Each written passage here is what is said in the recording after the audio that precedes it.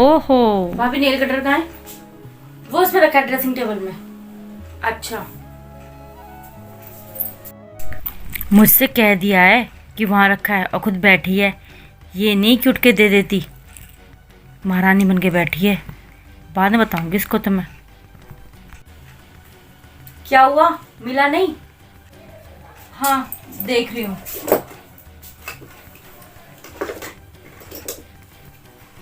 मिल गया। अच्छा, इस बेइज्जती का बदला तो मैं इससे बाद में ज़रूर लूँगी। अभी तो कुछ कह नहीं सकती, लेकिन भुगतूंगी ज़रूर इसको अच्छे से।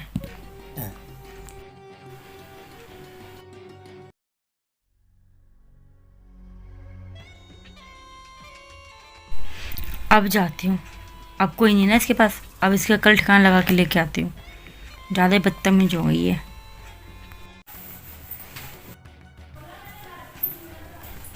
भाभी, तुम्हारे अंदर शर्म नाम की कोई चीज है या नहीं? क्या हुआ दीदी, आप ऐसे क्यों बात कर रही हो? क्या हो गया? कितनी भोली बन रही हो, तुम्हें पता ही नहीं है क्या हुआ है? नहीं पता, तभी तो पूछ रही हूँ।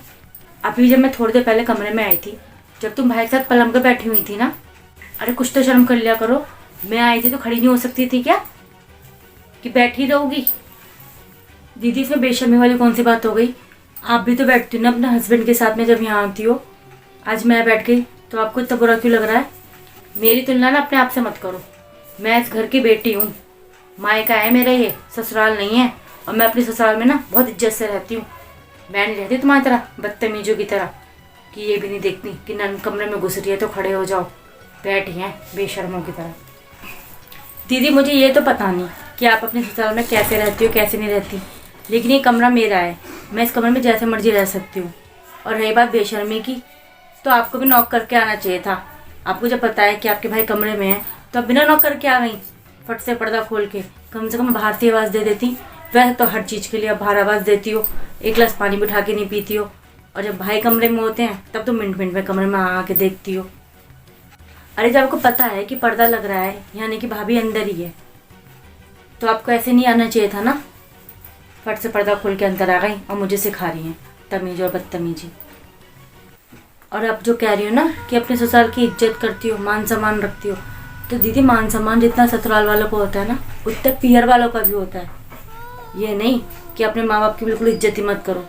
अरे ससुराल में तो बहू 365 दिन रहती है, लेकिन मायके तो कभी कभी आती है ना। अपने माँ बाप को भी तो इतना मान सम्मान दो ना, जितना अपने सास ससुर को देती हो, कि उनके आगे बिल्कुल बेशर्म बन जाती हो। तब तो आपको ये भी नहीं दिखता कि भाई बैठा है या भाभी बैठी है, मम्मी बैठे या पापा बैठे हैं।